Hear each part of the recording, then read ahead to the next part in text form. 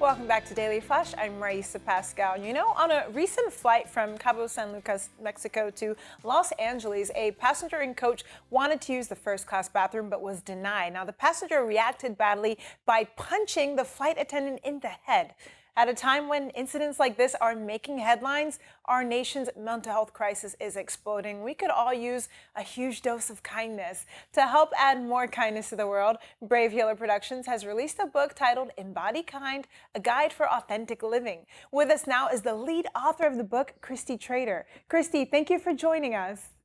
Thank you for having me. Absolutely. I think kindness is an important conversation to be able to for us to have. So I understand you were the brainchild behind the book. Can you kind of talk about the inspiration behind it? Absolutely. So I saw instances like this happening around me, not only in my workspace, but also in my community. And, at the time, happiness was the conversation.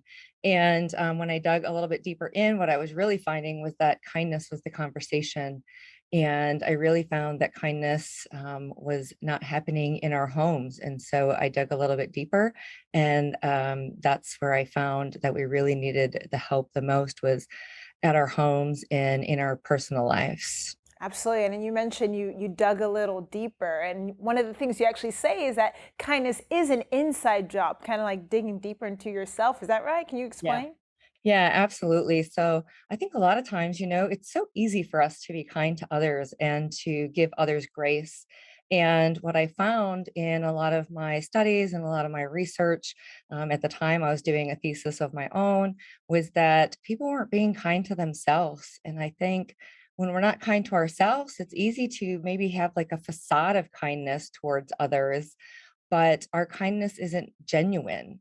And so when we find that grace to ourselves, and it's really really difficult. I'm not going to say it's easy by any means, Absolutely. but yeah, finding that ability to be kind towards ourselves and to have grace towards ourselves, and just to say, gosh, like I'm human too, and I'm living in an imperfect world, is really transformative in the way that we live. And when we have that kindness within ourselves, how does that branch out at home? Yeah, absolutely. So what I found in myself was I was seeing this, in, like I said, in our communities and in our workspace. For me, it was particularly in my workspace.